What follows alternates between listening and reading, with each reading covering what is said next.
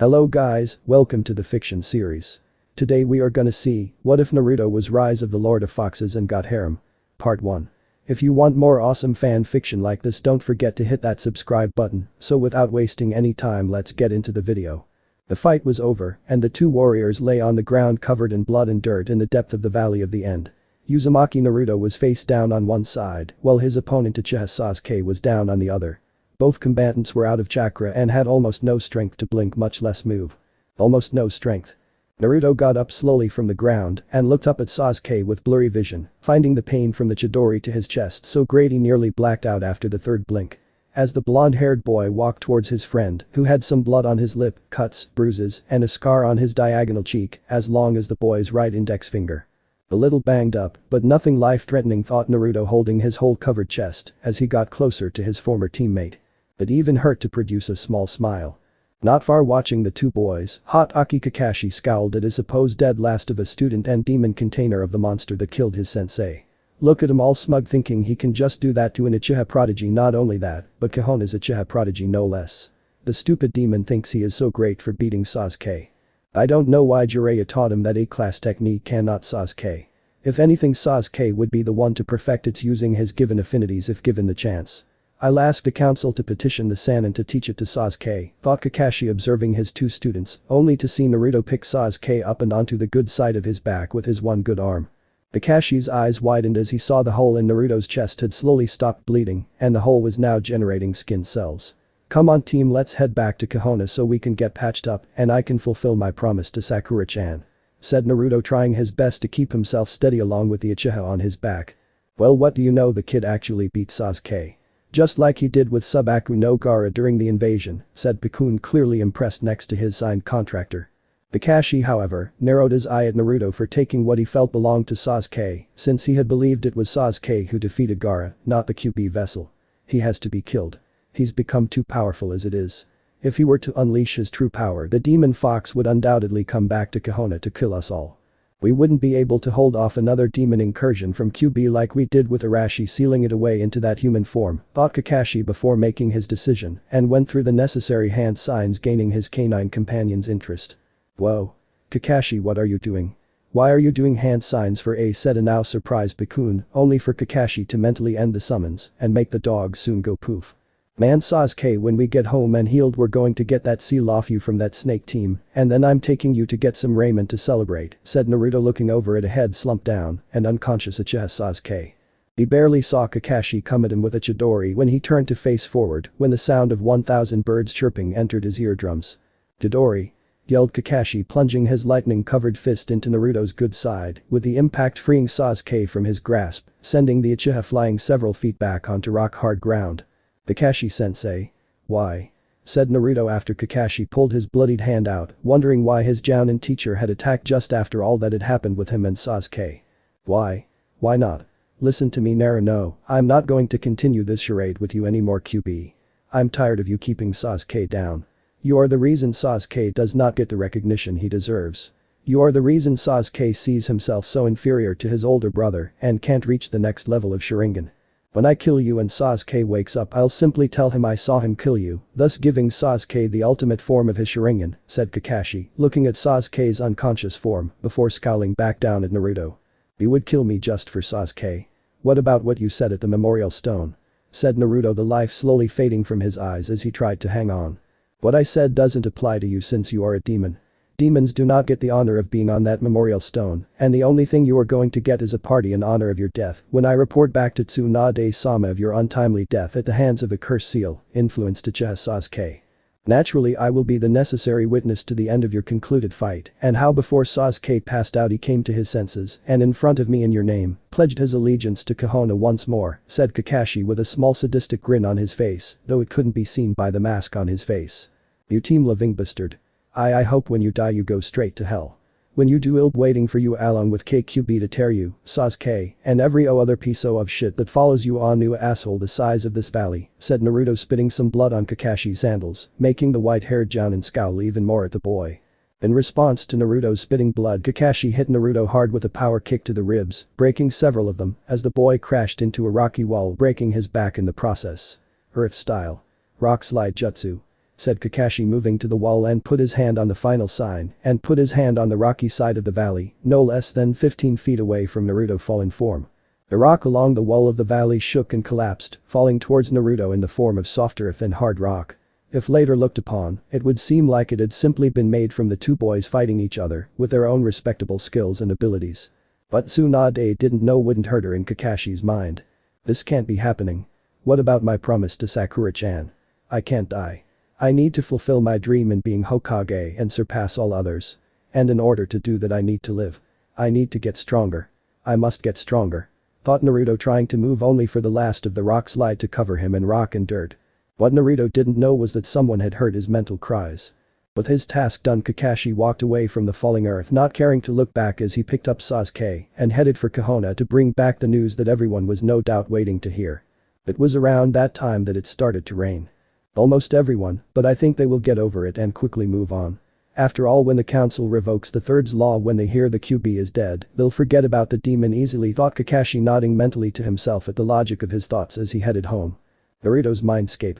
As Naruto's vision, stained with his own blood, fell to the darkness created by the rock and earth that was upon him, the QB in him stirred within his cage. During the battle, the demon fox had been watching the two boys fight, and though the fox didn't like to admit it, the boy had a great deal of promise in him that he had thought was not there at all. Not many kids with an unruly demon inside of them could, with any training and any help from practically everyone, could have fought and won against another person like the Uchiha. A person who was the same age as Naruto, with a powerful bloodline and the exact opposite form of life than the other in terms of being raised, taught, the whole 9 yards. As the fox now stared at the form of Naruto within the boy's mind as he lay in the water, bloody, unconscious, and slowly dying, the demon fox made a decision that would, in his mind, change the very course of things in the future. Time to wake up, kid. We have to talk before it's too late and you decide to punch out of the job known as staying alive, said QB, sending what chakra he could to the boy without quickening his death. Slowly, as Naruto had awakened from his fight with Sasuke, so had he with QB, only this time the fox found that unlike before, there was no life in these eyes. They were without life, and had the boy not stopped to blink, QB would have thought the boy was dead. What do you want? Come to awaken me only to eat me before we die? Go ahead, I'm already dead, said Naruto, barely hearable to the QB despite the superior hearing. I'm not here to eat you, kid. I've come to help you in your greatest time of need, when all others wouldn't even lift their flesh-ratted hands to point and call for help, said QB, gaining the boy's attention if only slightly. Why? I'm weak. I may have beaten Sasuke, but I used your power to do it. Even with the curse seal that Sasuke had, it was cheating.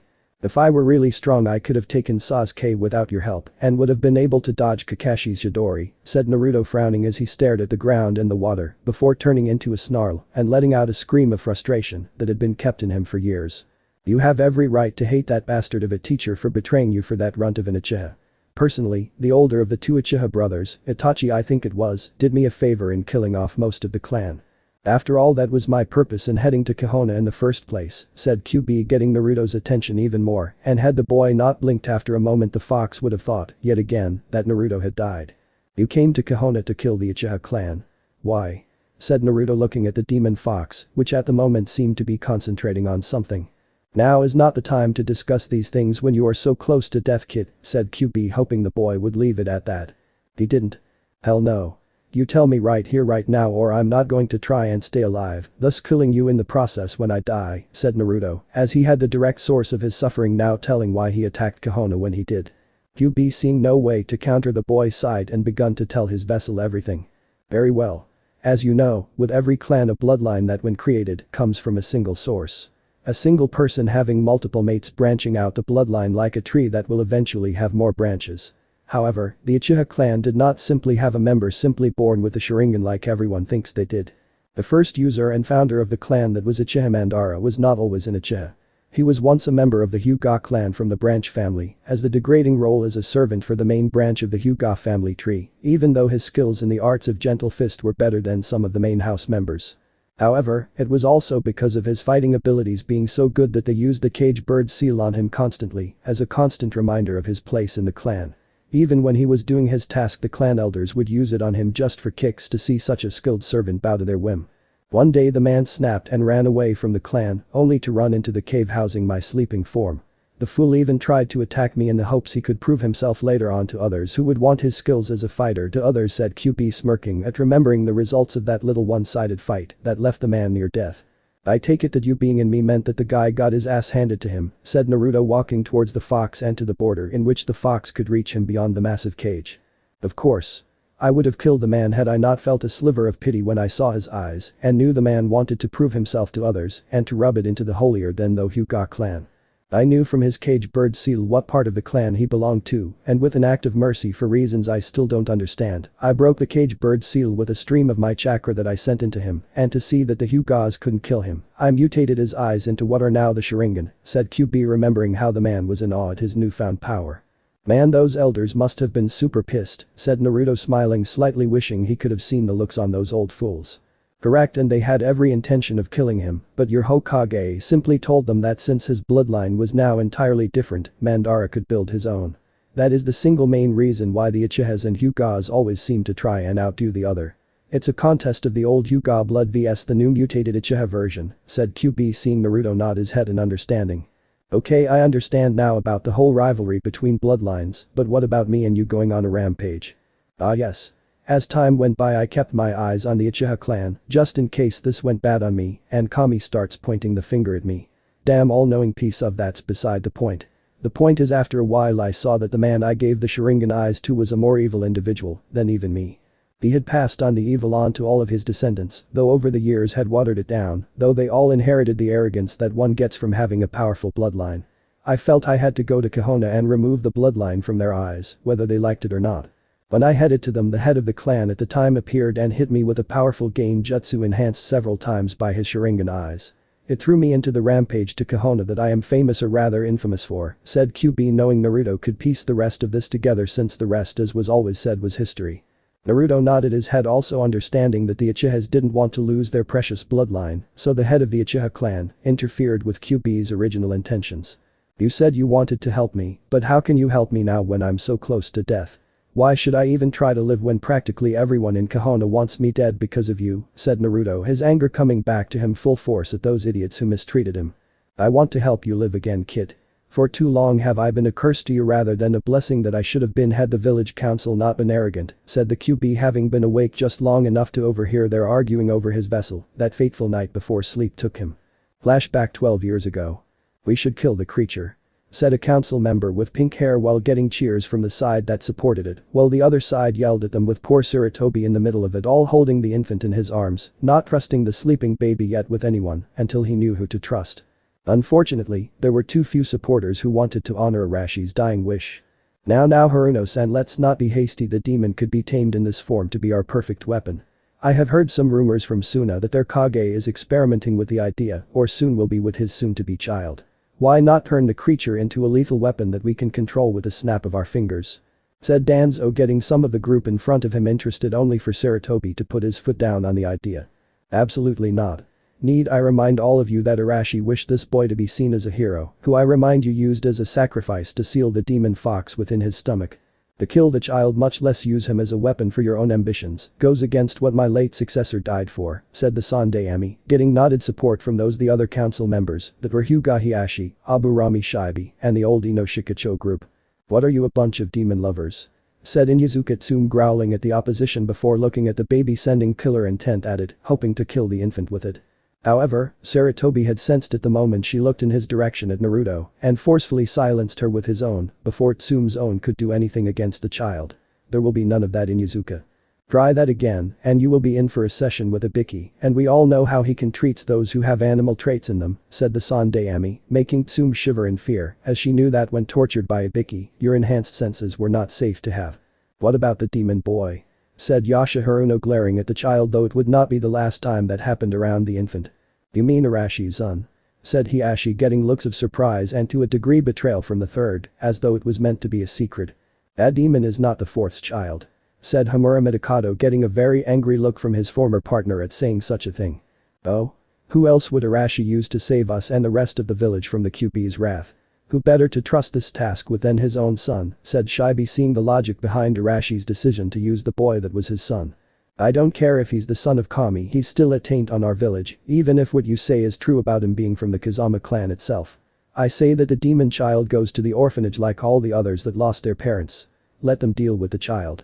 With any luck the demon will starve to death, said Yashihiro smirking at the thought, but was silenced by the Akimichi of the Inoshikacho opposition, as that was one of their worst nightmares to face for their clan. We will compromise. The boy will have his last name changed to Uzumaki and will be put in the village orphanage until he is old enough to live on his own. Then when he is 16 years old he will then be told the truth and will receive all of his inheritance and the necessary teachers to train him in his father's ways. How does that sound? Said Hiashi as he looked at his fellow council members who seemed to be in deep thought about it. Very well. 16 years old it is, but if that demon gets out of line even once Hokage-sama he gets executed regardless of the reason, said Haruno while mentally smirking as all she had to do was tell a few hate-filled Anbu what she knew and the kid would be dead within the hour. Even if he's defending himself. Said Shibi sensing the ill will the pink-haired woman had for the infant. Why not? If we let it defend itself it sends a poor message we can't control the demon. Said Tsume though Shikaku shook his head in disagreement. No, it sends a message that we do not honor a hero's dying wish and that ninjas can just bully the villagers no matter what. It would be a poor message sent by us that could make it hard to get potential clients in the future or favor from our own daimyo. Said Shikaku getting a nod from Shibi, knowing that they were on thin ice as it was with a man after Toad-san and was spotted near the man's wife's personal indoor hot spring 4 months ago. Flashback end. After that the QB could hear no more as he barely could on to hold consciousness and soon fell asleep in his cage. The sleep never lasted long though as he only seemed to be awakening for a moment after several attacks on the boy's life that resulted in villagers and ninja being killed by a demonically enhanced child running on his subconsciousness and primal state while under his influence. Still, in the end it proved to everyone that attacking the boy just proved useless and fatal to those who tried it, much to the annoyance of the council that wanted Naruto dead. Thanks QB-sama. Aside from the old man Hokage, the old bat Tsunade, and Hinata-chan, you are the only one to earn my respect, said Naruto bowing his head in gratitude towards the great fox demon. Hinata-chan. Why do you call her that and not like the other two? Said QB only to see Naruto look at him with a small increase of color to his cheeks with life in his eyes yet again, as if her name was all that could. Well I guess it's because she's always nice. Like when she wanted to help me in the Chunin exams, then during the prelims she gave me that healing cream, and then before my fight with Niji she told me she believed in me and cheered me on. Also she doesn't hate me for holding you even though she will one day when she learns the truth just like everyone else will when they think I'm dead, said Naruto with his face losing the color and his eyes becoming dead again, much to the disheartened look on QB's face. Don't be so sure. I've seen many things in my life and I know this. That girl has a love for you that not even Kami himself could break with all his power. Trust me when you return to Konoha she will not betray you, said QB only to see Naruto shaking his head at the last part. I'm not going back to Konoha. That place is filled with sinners, idiots, and corrupt fools that deserve to be devoured by the death god himself, said Naruto wishing nothing more than to see the looks on their faces the day that happened if ever. I didn't mean go back right away kid. I meant return to Konoha in a few years after you've gotten strong enough to take back the honor that they stole from you, me, and the fourth Hokage, said the QB before his chakra manifested itself around his fox body before shrinking down into a somewhat human form. When the red chakra had cleared Naruto's vision he saw a man with dark brown reddish hair, his hard-looking eyes were covered with a clear glass visor on his face, and the face itself he noticed had some small facial hair on the lower part of his face. Is that your human form QB? Said Naruto half expecting ears and a tail to go with the black pants and dark brown reddish trench coat like thing that seemed to be blowing in an unforeseen winds. Yes. In my many years I have made travel through the shinobi world even before some villages were first founded. When walking around in villages I knew that my larger form would frighten them and force them to either run or fight me. This form allows me to act more according to the ways of stealth that all the shinobis of the world pride themselves on having, said QB walking out of the cage scaring Naruto almost out of his mind. Literally. How did you do that? Said Naruto hoping that his demon guest didn't want to back out and simply possess his vessel's body. I have always been able to do that, but only for a short time. It was how I was able to help you when you were younger when you were attacked by villagers and ninja alike, said QB getting an understanding nod and now understood why the third had asked him if he remembered anything after the first attack on his life.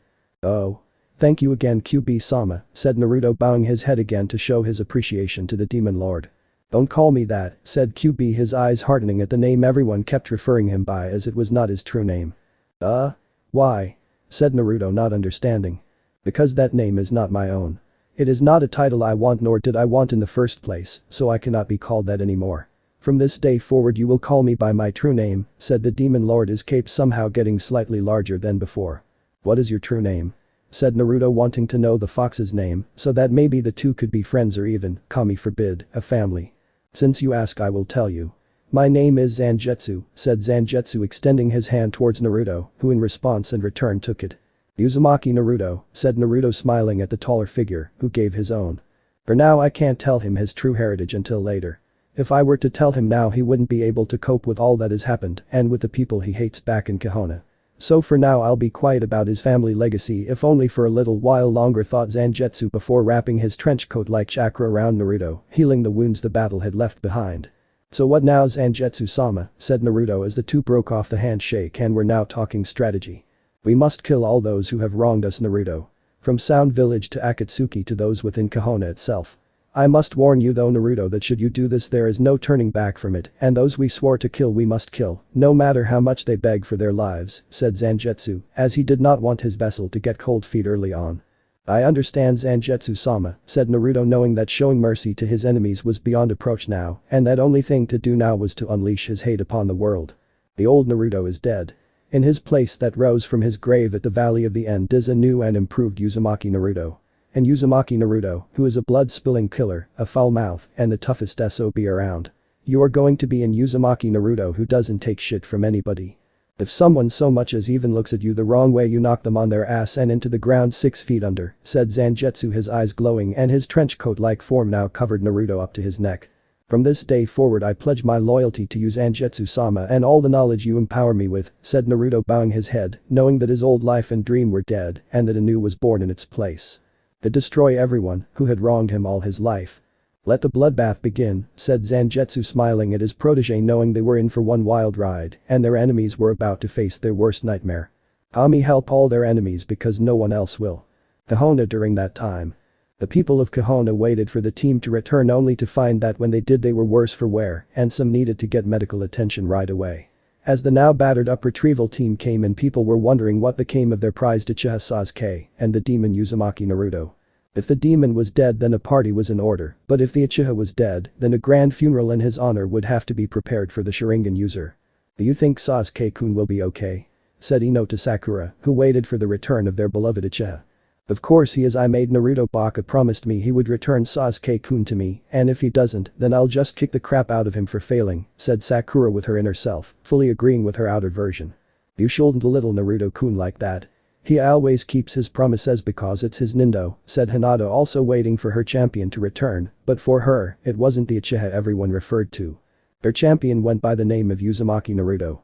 Soon one last figure came out of the shadows of the trees and into the village gates of Konoha that turned out to be none other than Kakashi, holding a living, unconscious, and breathing Uchiha Sasuke in his arms.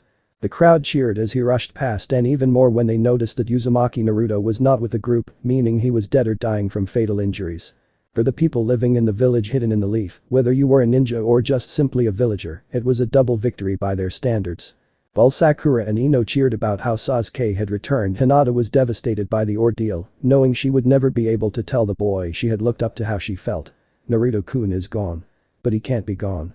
Naruto-kun has to become Hokage like he always wanted. He has to achieve his dream, thought Hinata, her eyes flowing with tears as she fell to her knees, crying her heart out at the loss that had been delivered to it. Come on, Hinata, lighten up. So what if Naruto Baka is gone? Sasuke is back, and if you are nice we will let you join us in rebuilding the Uchiha clan with him, said Sakura as she looked over at Hinata, wondering how the girl could love the ramen addict so much. Yeah. Good riddance. Sure, he made people laugh, but compared to Sasuke-kun, Naruto is just leftovers you feed to a sick dog in the alleyway, said Ino, not realizing what she said had created a major impact in the Hyuga girl's heart. And it was not good for Pinky or Blonde if the Hyuga girl had any say in the matter.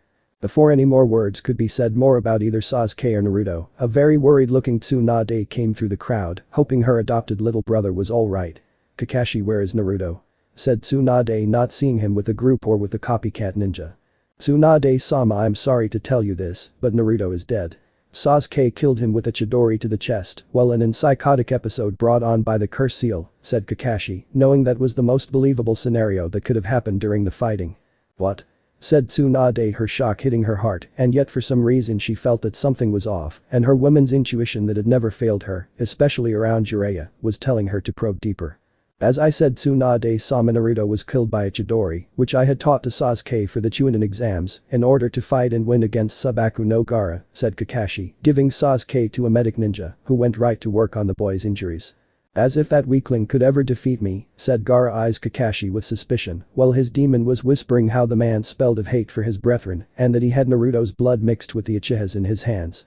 I suggest you watch your mouth, Subaku no Gaara, as you will not find welcome to those who disrespect the Uchiha clan, said Kakashi, not liking the tone in the young red-haired brat's voice.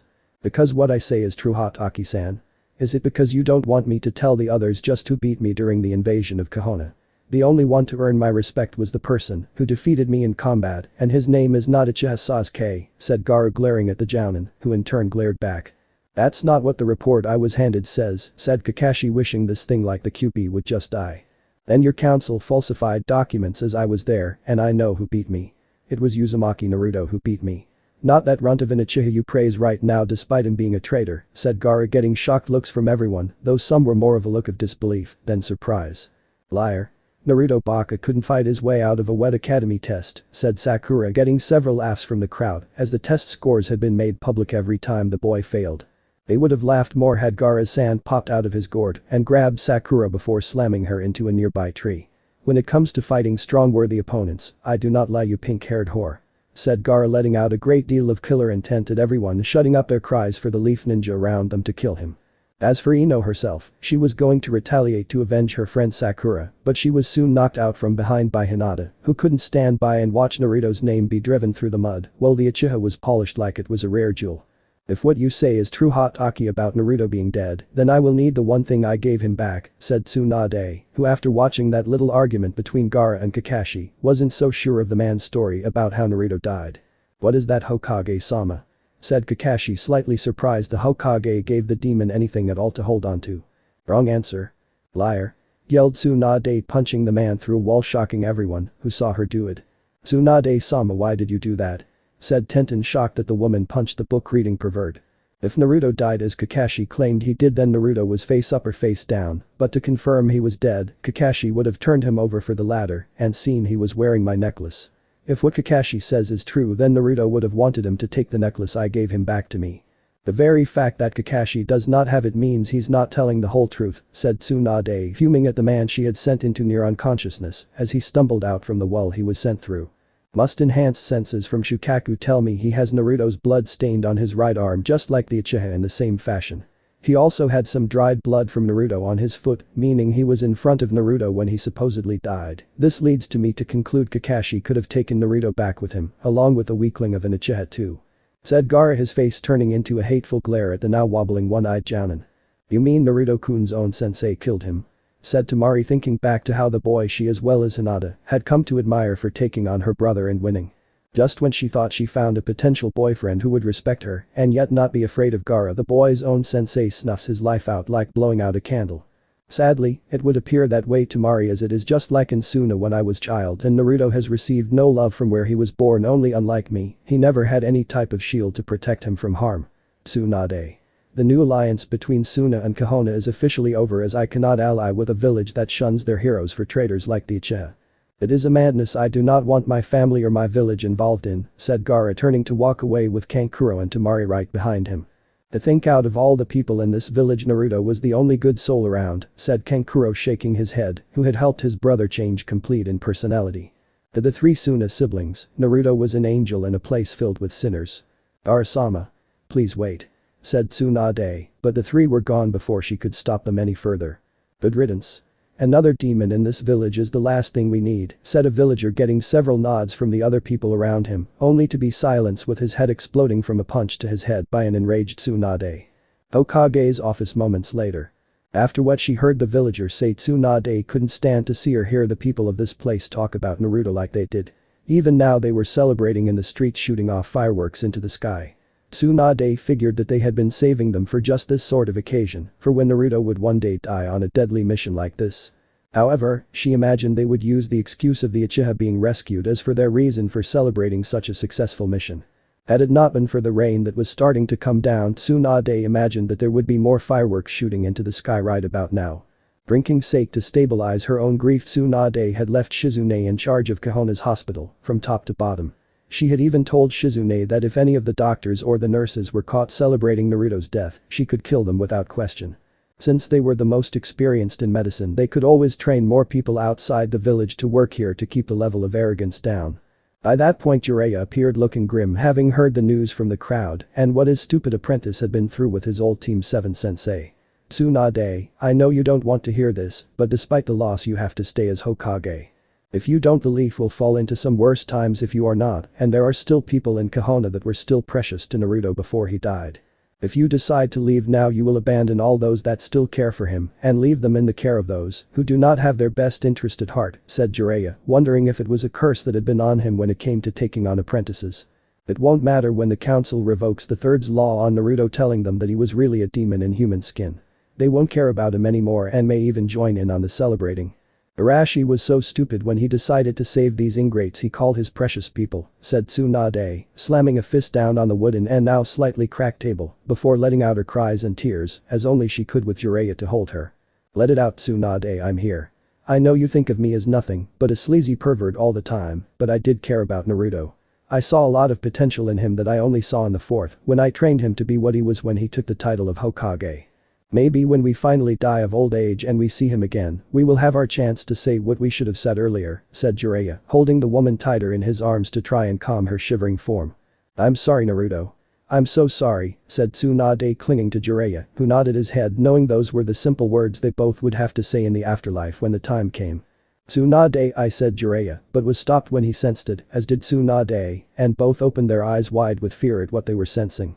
Quickly they rushed to the window to see what they felt was also visible from their room and found to their horror that it most certainly was. From the windows of the Hokage's office, Tsunade, Jiraiya, and basically every other place in the elemental countries saw a spinning tower of demonic chakra shooting up towards the sky. What in the name of Kami? Said Tsunade as her heart gripped with fear at what was happening outside where Naruto apparently died. The doors in her office immediately swung open and the council members came in, each looking as pale as the others of their group. Hokage-sama, what is going on? We thought that the demon died just like Kakashi said he did. Said Yashaharuno, finding that the second greatest day of her life was now turning into a horrible dream. Let me Kakashi in here now. He said Naruto died and he's going to tell us how he did, said Tsunade, wanting an explanation from the traitorous man who was no better than Itachi. Fortunately, Kakashi appeared seconds later, scared out of his mind, and Tsunade couldn't help but smirk at his reaction to the sight and sense of the demon fox's chakra towering into the heavens in the distance. Hokage-sama, said Kakashi, only to be cut off by Tsunade when she ran at him, grabbed him by the throat, and slammed him into a nearby wall. Tsunade-sama, put that ninja down, now he is a hero of this village and responsible for the death of QB, said Danzo in protest, only to be silenced by a venomous glare. Shut up. Now Kakashi, you are going to tell me how you killed Naruto before you left, or I'll cut you up piece by piece with such precision that not even Orochimaru could put you back together for a future experiment, said Tsunade, squeezing the man's throat tighter to make sure he got his point. He did. Hokage-sama, I killed Naruto with a second Chidori to his chest, knowing that after Sasuke had already given him a one in their fight, and I knew he couldn't withstand another one, said Kakashi, trying to free himself from the woman's incredible grip. Anything else you neglected to mention? Like how you left him before he died? Said Tsunade, giving the man a hard punch to the gut, making the man let out a scream in pain. Naruto was still alive after the attack I hit him with, and I might have kicked him into the cavern wall at the Valley of the End for using my rock slide jutsu to bury him beneath the earth, said Kakashi, hoping she wouldn't punch him again, and for a moment when she didn't he felt some relief. Before she made him scream in even more pain and she kneed him in the groin hard. There is still a chance that he is alive, said Tsunade, clinging to the hope that the boy was still very much alive. If he is alive, we should kill him before he seeks to take on us at full strength to get his revenge for abusing his human form. Danzo, get all the Anbu that you can and send a strike team after the demon and kill him without question. Said Yashaharuno, only to be silenced by the killer intent Tsunade generate around them, with Jiraiya diving behind her desk and waiting for the worst of the soon-to-be slaughter to be over. She was never this mad when I was caught peeping at her through her window that one full moon 15 years ago. Sure, she beat the crap out of me and I was in the hospital for a good 3 months, but this is nuts. Thought Jiraiya as he almost wished the QP would come and kill them all. Tsunade would have in fact killed them all had it been for the ominous roar they heard many miles away that brought them back to the present.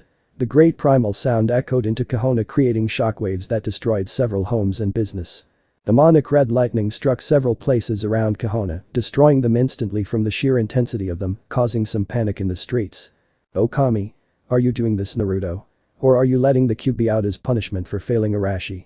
Thought Tsunade look at the window only to see the same towering demonic chakra, only now she saw red lighting shooting around it from the cloudy sky and around Konoha as the rain dropped a heavier pace. One even struck the facial form on the Hokage monument that was first Hokage, causing the chunks of rock to fall onto the homes of the populace below. Tsunade, what are, said Jiraiya, only to be interrupted by the busty woman. Send the Anbu. Tell them to find Naruto and if possible bring him back alive and unharmed.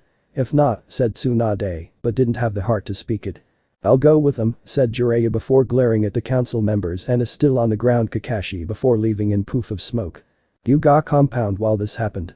Hinata had run home with tears in her eyes and her heart shattered to pieces at learning that Naruto was dead and she had not confessed her feelings for him. It's not fair. Why can't I be strong like Naruto-kun? If I had then I would have told him how I feel, then maybe he would have returned my feelings and then. Thought Hinata, who couldn't help but blush at the fantasy of being along with her love and kissing him regardless of what others thought. There was a slight knock at her door and Hyuga Hiashi stepped in to see his daughter with tears in her eyes and trying to remove the ruffles on her ninja jacket to look nice in front of her father. Hello Hinata.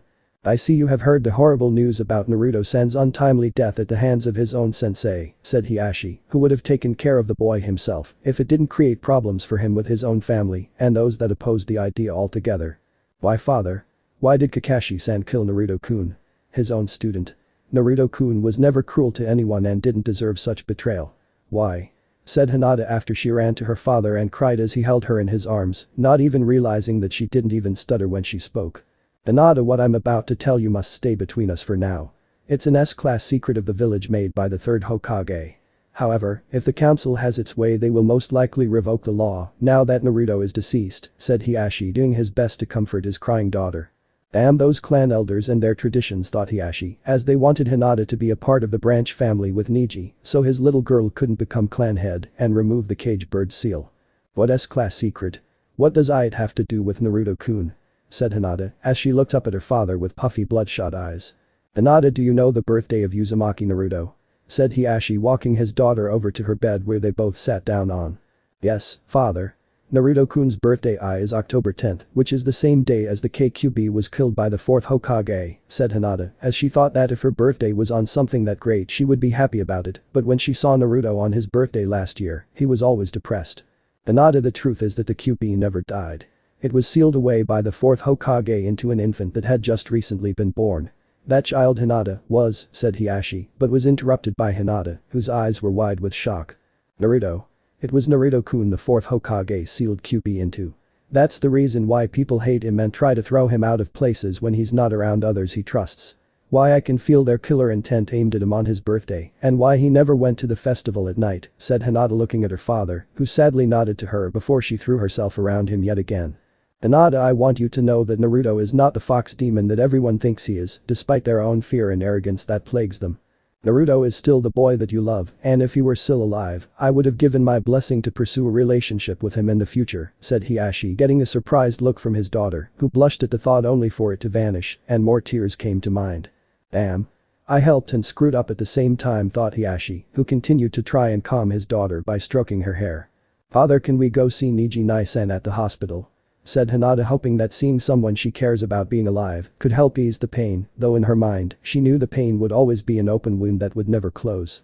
After a while they exited the Hyuga compound, only for both of them to see as well as feel the immense demonic chakra in the distance, and soon a great primal roar was heard echoing in the distance from them from the tower of chakra that followed. But power, thought Hiashi, amazed at the power that was held in the QB, and at this point began to fully realize why the boy was to be considered a hero. The power leading into the heavens, though far away, was clearly a power that could rival the gods, and it had been contained by a 12-year-old boy. A boy that almost everyone in the village had shunned or hated during that time, and because of such hate Naruto may just become a self-fulfilled prophecy that would destroy everything and everyone in his path. Almost everyone. Naruto-kun. Thought Hinata, wondering about her father's words and what he said to her about Naruto not being a demon, and thought back to what she knew of Naruto. The boy was never cruel to others. He always encouraged those close to him to do better whether they failed or not. If Naruto truly had been a demon he would have killed the Leaf Village long ago when the Sandaime was still alive. "He's not a demon," said Hinata in a whisper, but the words had strength in them that Hiashi, despite being afraid at the sight before, couldn't help but find some relief in his daughter's words. "It's good to know that your feelings haven't changed for him, Hinata. However, to ensure that both you and your sister are safe, I need you to head back into the Hyuga compound and wait for me to return," said Hiashi, who got a nod from his shy little Hinata as she bowed her head and left him to take care of dangerous matters. Matters that may involve her, Naruto-kun. "No matter what, I will always love you and you alone, Naruto-kun, and should you know when you decide to come back, I'll be waiting for you," thought Hinata, walking back into the Hyuga compound to inform her sister of the news, who she imagined was now scared out of her mind from sensing what Hinata already did. But the Suna siblings. Gaara had never knew the true meaning of fearing death, but when he sensed the massive wave of the QB's chakra and the roar that came later on, he felt that this demon was the perfect definition of it. As he looked back, Gaara realized that Naruto may not be as dead as his traitorous sensei claimed he was, or that the fox was free and looking to get a little payback for the abuse his vessel received over the years. "Let us hurry to Suna. We have preparations to prepare for should the leaf survive, and we need to make sure that all those that were Naruto's friends outside of the leaf know the truth of what happened to him," said Gaara, seeing the clearly pale look on Temari's face and Kankuro's sweaty palms that looked like they had been soaking in a lake. "Yes, brother," said Temari and Kankuro, knowing that when the shit hit, or rather if it hit the fan, they wanted to be far away from it as possible. Even if the demon inside Naruto didn't go after Konoha or that Naruto was alive, once the word got out what happened with him and the leaf, the things were going to become hectic. In the eyes of the Suna sibling, the sins of the people in Konoha could not go on without them being punished for it. At the Valley of the End several hours later. The spinning tower of demonic chakra had practically consumed the Valley of the End, covering it in Zangetsu's massive demonic essence. Combined with his vessel's emotions of pain, suffering, and betrayal, well, let's just say life had no chance of hell growing in this place, even if the first Hokage tried to make it happen. The intense bout of demonic chakra that Zangetsu released felt invigorating to Naruto rather than a burden. Unlike the other times Naruto called on the fox's power, the two were never acting in perfect unison, thus causing problems for the boy. Now handling the demonic fox's chakra in a perfect blend with his own, though extremely difficult, was in fact running quite smoothly. Naruto could feel himself physically changing as he embraced this demonic influence given by Zangetsu, who channeled the chakra with Naruto to make the changes perfect. The first thing he had to do was to make Naruto taller, since the kid was basically at the moment a midget and all but name and needed to grow the height he should have been had he eaten healthy. "Naruto, when we are done here you must travel to Wave Country to pick up some things that will assist you in our travels," said Zangetsu with his body behind Naruto to help the massive amount of chakra to flow without trouble. "I understand, Zangetsu-sama, though at the rate I am growing I need new clothes," said Naruto as he felt his body reach a new height of 5'4" rather than the 4'8" that he originally was. "You will have such items when this is over, but stay alert as I sense a squad of Anbu and the one you call Iro-Senin heading our way," said Zangetsu, slightly tired from giving the boy so much power just to be alive and change the boy for the better. "Great. Just when things are looking up, I have the super pervert on my ass along with Anbu, who I bet want to kill my ass whether Iro-Senin is with them or not. I guess when they saw the power you unleashed to help me, Tsunade had to go on the side of caution and send a team to investigate and if need be destroy," said Naruto, finding that the same woman he brought back to Konoha to be the Hokage had most likely signed his death warrant with those Anbu. The irony of it all. Soon after a good 10 minutes the storm died down and the tower of chakra was no more as it sank back into the seal and onto Naruto, changing its energy composition to become a set of clothing for him. It was all black with a reddish tint to it, with that same type of billowing cloak-like appearance Zangetsu now has with his. Just as his new clothing finished its manifestation on him, Zangetsu also retreated back to the seal to rest minutes before the Anbu and Jiraiya appeared dressed for battle, though Jiraiya himself looked the same as ever. "Naruto," said Jiraiya, motioning the Anbu squad to keep their distance as to not piss the boy off. "How are you, Iro-Senin? Still getting the crap kicked out of you by the old hag?" said Naruto, his eyes closed as he didn't need to open them just yet. "Mind who you talk about, demon," said an Anbu of the group, only to get a glare from Jiraiya that told him to shut up along with "you're going to get it later. I take it the council that opposes my very existence ordered them to come kill me. Are you here for that too, Iro-Senin? Was all that you trained me even for a little while just some form of humor for you to get your kicks off? Train the little QB brat for a little while, then ditch him when it was no longer funny. Use him as a running joke, then just backstab him to get back at the QB and me that helped kill the fourth Hokage," said Naruto venomously while frowning heavily with his eyes closed, feeling the depths of his anger awakening again as he spoke. "Naruto, it isn't like that. I'm not your enemy, and neither is Tsunade. She cares about you like the third did. Surely you see that, right?" said Jiraiya, hoping the boy would see the truth in his words. What are you wasting your time for, Jiraiya-sama? It's clear by the boy's appearance that the QB has taken over his mind and body. We need to kill him before he decides to attack us in the village, said another Anbu, reaching behind his back for his sword, only to be stopped by the sudden pressure they all felt from Naruto's killer intent. Listen here, all of you dipshits, and that includes you too, Jiraiya-sama. I am not going to be your little punching bag anymore. Those days are over. From now on, this punching bag is going to do his own bit of punching, only this time I aim to kill," said Naruto as he opened his eyes, revealing cold red eyes that screamed pain for all that messed with the boy. Jiraiya took a step back, not wanting to feel the boy's wrath, or to at least prove to the boy that he didn't want to fight in any way. The Anbu, however, well, they took the look from Naruto's eyes and his words as a means of aggression that was against belief. "Kill the demon," said the leader of the Anbu before the group of 6 surrounded Naruto, who just stared at Jiraiya, not caring about the other. "Tell that old hag and that damned council that every person she sends after me will die, and every time she does, this moment will be the end result if that happens," said a hate-filled Naruto, removing one slightly clawed-looking hand from his cloak and held it firmly above his head, open-palmed. "Naruto, wait," said Jiraiya before leaping away as the Anbu just charged forward like the stupid idiots that they were. "Demonic heart. Dome of devastation," said Naruto as his eyes flashed red for an instant before he was covered in a dome of red chakra that was 20 feet in diameter, killing all in its path. The Anbu were easily disintegrated, while Jiraiya got away with a few scorch marks on his white mane of hair. The dome lasted for about 5 minutes before Naruto retracted it into his palm and looked at the super pervert with hatred that had been bottled up for the 12 years of his life that he hid behind fake smiles and cheers. "Naruto, don't do this. I was not sent here to kill you. I was here to convince you to come back to Konoha by Tsunade," said Jiraiya, looking at what had become of his student. "Even if I did come back with you, I would be put on trial for hurting their all-precious Uchiha and no doubt be executed or exiled because of it. Do you honestly think that I want to go back to being beaten up on my birthday? To be thrown out of shops or to be charged 3 times the amount for something that has long been rusted or something edible that's expired? 60-year-old homeless people dying from cancer get more mercy than I do in Konoha, so don't go on about how there are people there that care for me, because they don't," said Naruto, sending a wave of chakra at Jiraiya, who was flown back several more feet. "Naruto, you idiot, of course there are people who care about you. What about Rock Lee? He wants to fight you once he's healed. What about Yuka Hinata? She basically in all sense of the word loves you," said Jiraiya, who would have said more but stopped when he realized that Hinata was a taboo name as the ground beneath him started to shake and more hatred poured out of Naruto's eyes. "Don't you think I know that? I know she cares about me, but I can't tell her how I feel about her since she'll be a target for being a demon lover. You think her own clan will protect her from the mobs that will form to cleanse her of my demon taint? Half the attacks on me were coordinated by that bastard clan, and when the old man promised me they would be punished I believed him, but you know what? About 2 to 3 days after all the attacks they were back on the streets looking all smug at getting away and beating the crap out of me. You want to tell me Iro Sennin, who has that pull in politics of Konoha, that have the strength enough to overturn the Hokage's decision? It doesn't take an idiot or a super pervert to know the truth behind what had happened in the days the Sandaime took office again, said Naruto as his chakra and zanjetsu started to swirl around him as he got ready to leave this place. "You know the council will send wave after wave of hunter ninja after you.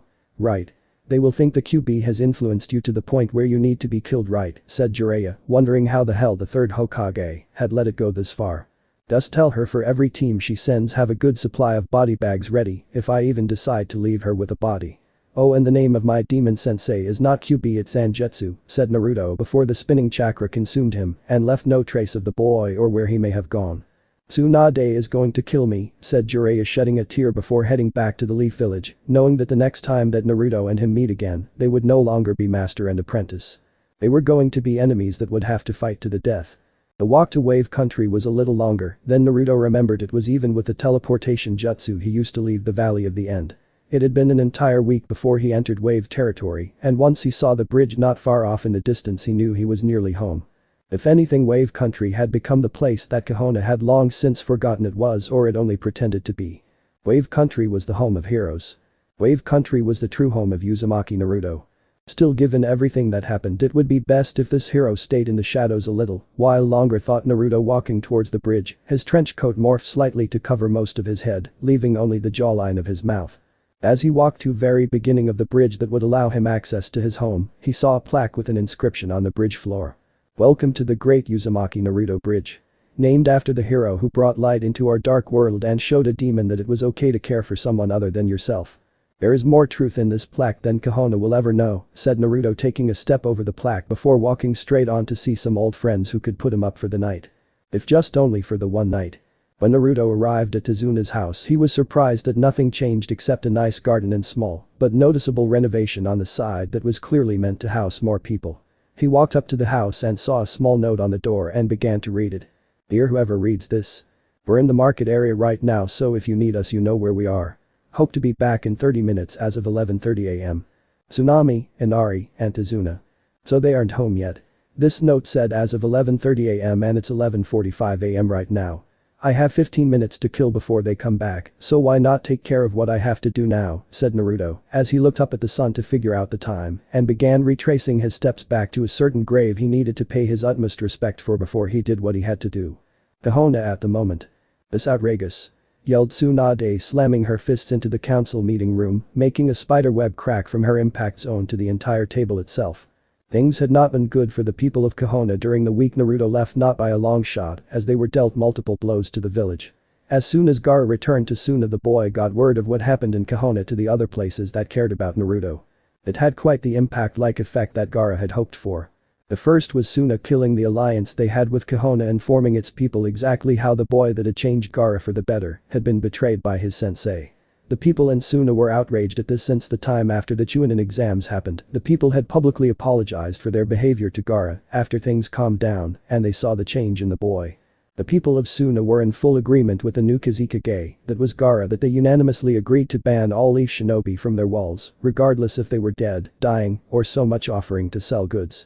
The second one came an even bigger blow as the daimyo of Wind and Fire heard the news that had been written personally by Gaara himself.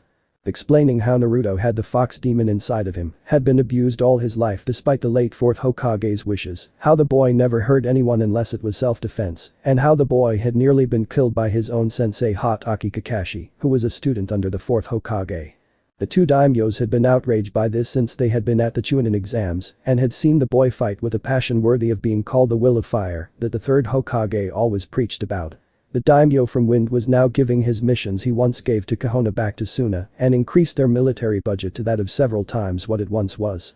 The blow to the Leaf Village came as the daimyo from Fire Country decided until Kahona was able to regain its lost fire that it would have to make do with a devastating budget cut.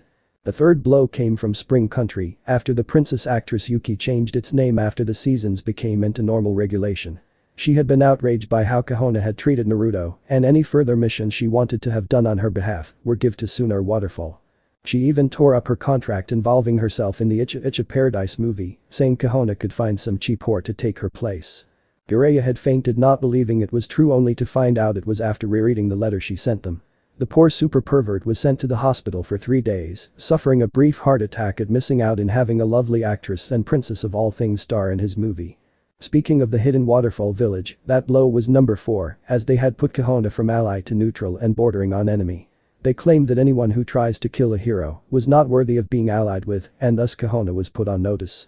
The 5th blow came in the form of Wave Country, who had sent a letter to Tsunade that had just arrived for her to show the council members. All of Wave Country had fallen in line with the other places that were close to Naruto and had cut off all trading ties with the hidden Leaf Village. They now only did business with Suna, Waterfall, and of course Spring Country. There was even a ban on all things from the Leaf Village, and if found were to be destroyed, burned, or if it was a person from Leaf, they would be tied up and sent home in a box with holes in it. Whether the person was alive when he or she got arrive in Kahona was quote, not their problem, so deal with it, end quote. It didn't help that the 6th blow was more for Tsunade than Kahona, as the majority of the council decided the only way to get rid of this problem was to kill Naruto. Call it what you want, Hokage-sama, but it's clear that all of our troubles started with that demon spawn, so it's clear that the only way to end it is with killing the creature, said the ever-evil pink-haired woman Yashahiro. You can call any way you want to, but like the rest of us we see it for what it truly is for us to see, you pink-haired bitch. The only reason you wanted that boy dead was because Arashi married someone else and not you, said Inoichi, getting a very cold glare from the other woman. Well, he should have married me. I was prettier than that whore of a woman he fell in love with. Had she not died of childbirth I would have killed her myself, said the pink-haired Haruno, who still hated Arashi for being in love with that cheap woman he called a wife. Still as shallow as ever, Hayasha. You never did understand the concept between love and simply marrying for status, said Shibe looking at the group before them, as he had met Arashi's wife, and by no means was she cheap as the Haruna woman made her sound. That woman was a goddess among women that men would have sold their souls just to feel her hand touch their faces. At least it was Shibe's opinion anyway. What would you know, Aburami? At least we Harunos can flaunt our beauty in public while you hide yourselves behind those horrible little bug colonies you have growing in your homes, Yasha smirking at the point she mentally received for that insult. Beauty? What beauty? All I see is a shallow woman wearing makeup to hide her ever-growing wrinkles. Plus it would seem that your daughter acts the same as you did when you were younger, as it's clear from the way she's hunting for the Uchiha, said Hiashi, seeing how the Haruno children always acted like their parents when they were younger. I am not old. As for my daughter, she's in love like the rest of the female populace the Uchiha's age, who are after him. What's your point? Said Yasha, clearly upset by the Hyuga's attitude towards her with those damn piercing eyes. My point is, had you been Arashi's wife, we wouldn't be talking about this right now about Naruto being executed, now would we, said Nara, as he had found that Naruto's involvement with his son had done wonders for the both of them. Like I would keep the demon child even if he was mine. I would have thrown him into the river to drown so he could sent back to hell, said Yasha, smirking at the joy she felt at finally able to speak clearly on the matter about it, without the fear of the third S-class law, since the council majority had revoked and the whole village now knew. As I said, a shallow woman, said Shibe, his bugs buzzing around him, clearly irritated by the hate being generated by this member of the council. Had you all listened to me 12 years ago, the boy would have made an effective weapon for us to wield, but now because of the third's mercy towards the demon, its power will be used against us, said Danzo, getting an agreement from Tsume and to a degree Yasha as well. That demon child beat my son up at the Chunin exams. I demand justice. Said Tsume, wanting to tear the boy apart for beating her son and possibly be promoted to Chunin. You can't punish the boy for what happened at the preliminaries just because your son lost to him, said Tsunade. Finally though, after reading exactly what happened that was involved in Kiba's defeat, she nearly wet herself from too much laughter and too much sake in the process. She had to admit Naruto had a clever imagination when it came to strategy and beating an opponent. I can punish him for being the demon that he is. He shouldn't have taken the Chunin exams, and the only reason he did was because Hot Aki-san wanted to help Uchiha Sasuke to qualify and reach the rank of Chunin, said Tsume in anger as her clawed hands dug into the table. This is why Kahona needs to have the demon killed before his influence from what has happened gets too out of control, said Hamura, with his former teammate Kaharu, in full agreement with this. I do not approve of such action, and as Hokage I forbid it, said Tsunade, glaring at the fools that would dare to even try and kill Naruto. Even if you don't approve of it, Tsunade, the majority of the council here outnumbers you in this decision, and the hunter ninjas have already been deployed, said Danzo, since Kakashi was as of now sitting in for the Uchiha clan, since even though the eye he possessed was not originally his own, still made him qualified to some degree. I still can't believe that even after learning the truth of Naruto's parentage, you would still favor the Uchiha bastard Kakashi, said Tsunade, who was outright furious at the fact that the council gave the man a pardon for removing the demon from Kahona. Just because he was the fourth son doesn't mean he still is. Frankly, I owe Obito more than I ever did Arashi, said Kakashi, calmly thinking back to how his sensei told him that the Chidori was a poor substitute for the Rasengan, since the white hair boy that he was back then couldn't master the attempt at it. You narrow-minded fool, said Tsunade, spitting in Kakashi's section of the council table. Enough. Hokage-sama, we have more pressing matters to attend to right now. Like the loyalty of the Uchiha and making him strong enough kill his brother Itachi, said Danzo, knowing that such a thing was in need of handling. The Uchiha should be executed for his treason, and his bloodline should die with him, said Tsunade, never liking the Uchihas for all their arrogance. You heard Kakashi, he was under a curse-sealed psychotic episode that was induced by Orochimaru. If we can show Sasuke our power is still stronger than what Orochimaru possesses, we can keep him on our side and away from the snake Sannin, said Hamura, knowing that the only way the boy would get stronger was by giving it to him. You mean stuff him with so many jutsus that Kakashi knows he won't even think of leaving the village? You mean to pamper the Uchiha traitor? Well, the real hero has been exiled and all, but name, said Jiraiya, who was beside her, sickened by what he was hearing. Pamper is such a strong word, Jiraiya-sama. We were thinking along the lines of giving the Uchiha prodigy what he wants, said Tsume, smirking at her choice of words. And when you have no more to give him? When Orochimaru can give him jutsus and power outside this village, what then? What happens when all you offer him runs dry and you can't control the weapon you want to make him into? Said Jiraiya, seeing what the fools were doing. The weapon? Oh my, that's not what we're training him to do at all, Jiraiya-sama.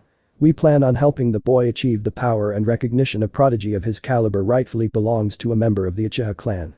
We intend for him to be ready to become our 6th Hokage by the time he's 18, said Homura, shocking the other members of the council, along with Tsunade and Jiraiya. And to make this possible, you Jiraiya-sama are going to help teach the boy everything that you taught the 4th, including the Rasengan, said Kaharu, who saw the furious look on the man's face. Absolutely not. Naruto is my only apprentice, and I'll be damned and dead before I teach that spoiled little brat anything, said Jiraiya, who would rather be gay right now than go anywhere near the Uchiha, much less train the kid. You will do as this council orders you to, and that's final. Said Homura, knowing the man, regardless of rank, could not disobey the council that gave it to him. The hell with you and your Uchiha. Said Jiraiya before going poof in front of a very shocked council, who thought the man would follow their orders. Well, if Jiraiya won't teach Sasuke, perhaps Tsunade can teach his teammate Sakura and become her apprentice, said Kaharu, looking at the female Hokage, who scowled at her for even suggesting it. Why would I waste my time with that pink-haired whore? Unless it's Uchiha related or it somehow gets her into his pants, she won't do anything that involves the necessary hard work that is required, said Tsunade, knowing just how Sakura was since her mother was the same. You will teach my daughter or else. Said Yasha, only to have the table in front of her shatter and break, causing her to let out a small shriek after Tsunade punched it again. You'll do what exactly? You see this? That is strength I gained from my training and from the war that cost me everything back then. I would rather have my limbs cut off than teach that sniveling little Uchiha-loving slut so you can take your orders and shove them up your ass. I am the Hokage, and I determine who I train if I decide to train them. Said Tsunade, walking out of the room, much to the angry protests of Kakashi, Danzo, Tsume, Yasha, Homura, and Kaharu. You got compound at the moment.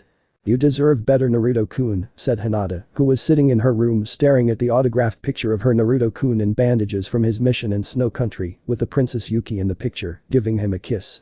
Had the princess been more serious in her affections towards Naruto, the Hyuga heiress may have felt a twinge of jealousy. After her father came home that day after the demonic chakra from the nine-tailed fox left, he told her she could move freely, but only if she was with someone she knew and trusted.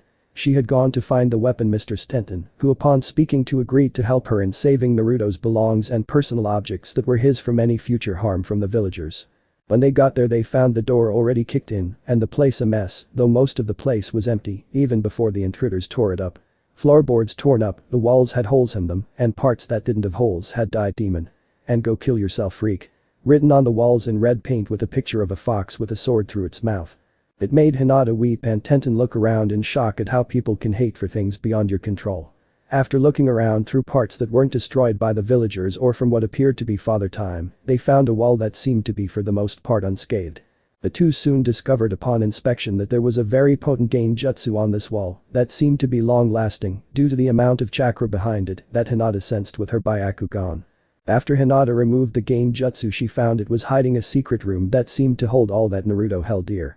The door itself was nearly impregnable as there were so many set of traps, counter traps to the ones that failed, and several lock mechanisms that made Tenten break out her toolkit.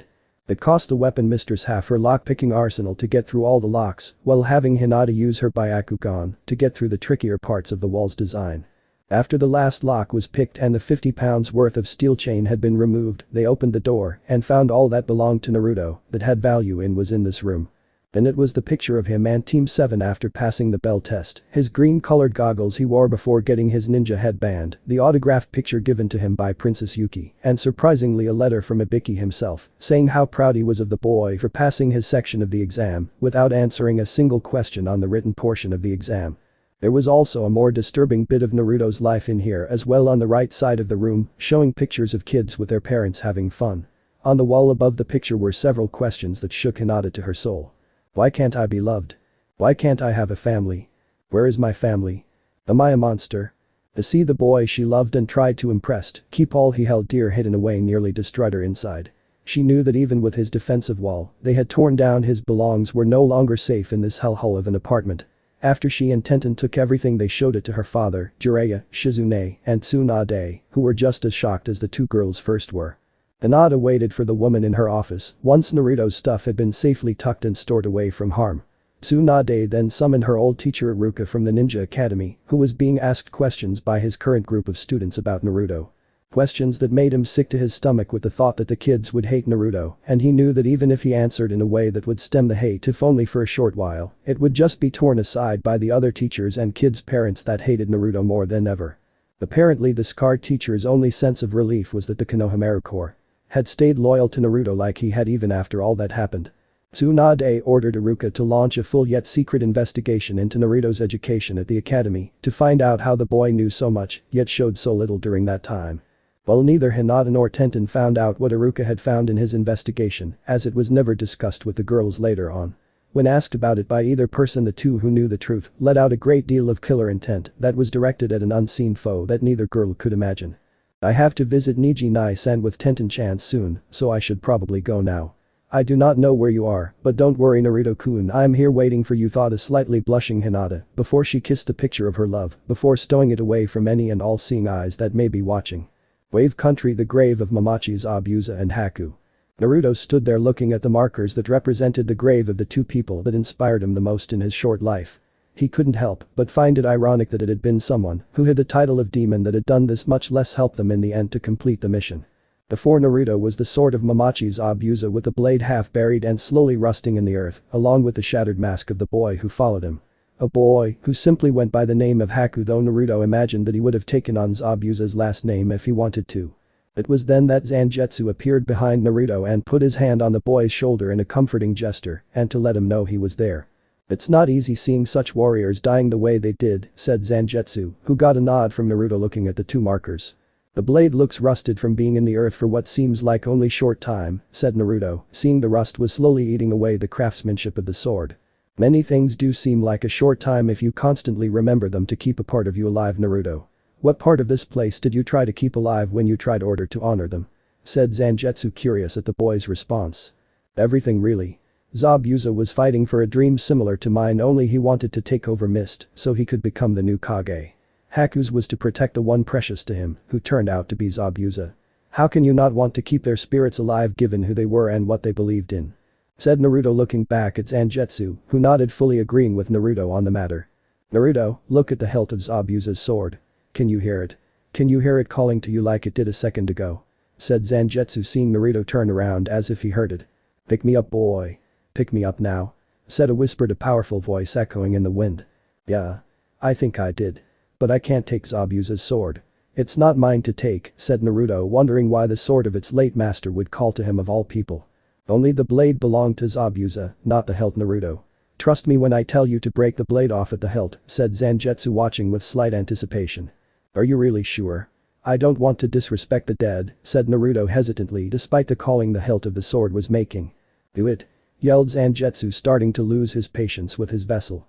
I will do as you wish, Zangetsu-sama, said Naruto, walking over to the sword carefully before saying a small prayer, and I'm sorry, and after looking at where the blade and hilt met, removed the two from each other with a small clink. Very good. Now go to your mindscape and don't come out until you have learned its true name, said Zangetsu, folding his arms waiting for Naruto to try. Know its name? Said Naruto, confused at what Zangetsu was talking about. All swords have names, Naruto, but the names do not come from the blade, but from the hilt of the sword itself. You must enter your mindscape and speak to the spirit of the one who lives within the hilt. By speaking his name, the blade of your sword will appear and your appearance will change as well. I think after you have been through, both you and that hilt have much to talk about, said Zangetsu, who got another nod from Naruto, who was about to when he stopped to realize something. Before I do this, can I go back to Tazuna's house and see if he, Tsunami, and Inari are there? I don't mean to disrespect my sword or anything, I just need to see them so they know I'm here and need a place to stay. For all I know, what you want me to do might leave me exhausted, and what better way to have shelter than in the family that took me in? Said Naruto, hoping Zangetsu would understand. Perhaps. With Konoha sending hunter ninja everywhere, you will be a sitting duck if you stay in your mindscape for too long. Go back to Tazuna's house and see if you can stay the night, then head into the village and ask for a mask to be made to help disguise you for later travel, said Zangetsu, knowing that the 15 minutes were more than up as the sun was now high into the air. I'm sure it did fly when having fun on an educational level. Konoha Hospital. Yuga Onigi sat in his hospital room resting as the morphine drip in his arm numbed the constant pain he should be feeling at the moment after his near-fatal encounter with that Sound 4 member. When his strength gave out at the end of the fight, all Niji could do was thank Naruto for helping him choose his own destiny. His choice was to let the much stronger ninja winner fight to the end and have a chance at living to see another day. The fact that he was in the hospital right now and alive meant that he had in fact made the right choice. Thank you, Naruto. I now know what my cousin sees in you. You see things far beyond anything the Byakugan could ever see, thought Niji, looking at the ceiling and above him, since it was all he could do. He wondered if he could count all those tiles in a single day if he put his mind to it. "Yosh. My youthful Hyuga student. You are finally awake," yelled Guy, appearing in one of his crazy stances. "Crap. Maybe if I move my left arm over to the IV in my right, I can somehow kill myself before he goes more into his rant," thought Neji, barely able to move his neck, much less able to move his left or right arm. Damn. The rules on defying fate can be a harsh mistress. "In all seriousness, Neji, I have uncovered some horrible news that you need to hear," said Guy, losing the smile and frowning towards his student. "What did he say?" Guy is being serious. No funny stances, hugs, and that strange Sunny at the beach looking background when he hugs. Thought Neji, slightly worried he was now in an alternate universe where Guy was not as youthful as he normally is. "While you were out unconscious, Neji, Uzumaki Naruto successfully defeated Neji after fighting one-on-one. However, it's apparent that my former no longer hip rival Itachi Kakashi tried to kill Naruto, who was already severely injured as he was having suffered a chidori to the chest, only to be hit by a second one by Kakashi himself," said Guy. As he frowned even more at the silver-haired man's behavior, while his hands had now become clenched fists. "What? Naruto's own sensei attempted to kill him? It makes no sense. The boy had won against the Uchiha prodigy and completed the mission. Why attack your own student when he clearly completed the mission?" Thought Neji, trying to work out these thoughts running around the workable part of his brain. "I can tell by your puzzlement that you don't get it either. Tell me, have your dreams while you were unconscious been different for you in the very beginning than what you are normally used to?" said Guy, as he already asked Lee about it since he had been in the hospital unconscious from exhaustion up until yesterday. "Different dream? When I was unconscious I saw many things from my past and all of them were about father at first, but later on the scenery changed. I saw death everywhere and Naruto at the heart of it wielding a deadly sword that screamed with power. Next to him was man, yet he was not a man at all, and his red coat moved with an unnatural grace and smoothness from a wind that was not even there. What the weirdest part of the dream was that in the end, before everything returned to normal, the strange figure spoke briefly, but his words kept echoing within my mind," thought Neji, as he closed his eyes trying to remember what it was that man said. In an instant the memory of the whole event happened and more as he remembered that of a child's voice whispering in the distance. "Did you hear about the warrior who couldn't be destroyed?" said the child's voice as flashes of what seemed to be Naruto fight with Sasuke and strangely enough an attempt by Itachi Kakashi to kill the blonde youth. The warrior who couldn't be destroyed. Thought Neji as more images appeared before him with Naruto being struck down and betrayed by his own sensei. The warrior was set on fire by his former teammate and was betrayed by his teacher, who buried him alive, said the child's voice, showing Sasuke setting all the clones on fire when Naruto made a whip out of them and threw the Uchiha into the rock wall, before showing Kakashi hitting Naruto with a chidori and then burying him in a rock slide. Betrayed by his own sensei. Thought Neji, as the image of Kakashi scowling at his student's bleeding form repeated over and over again. Those who betrayed him made one single mistake. Every time they think he's beaten, the warrior keeps coming back, said the whispered voice before showing the demonic force behind Naruto's return. Naruto, I had no idea. You truly are one bound by the chains of fate. You know what it means to defy destiny. To defy death itself, even, thought Neji before seeing the image of an emotionless Naruto turning to stare at him with dead eyes that seemed to be without a soul. The Chunin exams, said Naruto in a cold voice before disappearing into the darkness with only the other figure remaining. You must choose. You must choose which side to fight, Hyuga Neji, said the echo inside his head, snapping the boy's eyes wide open. I take it from your reaction you saw him too, said Guy with his all serious face was still something that Neji was not used to. I'm not the only one, said Neji while looking at Guy for answers, finally finding his voice to speak if just barely.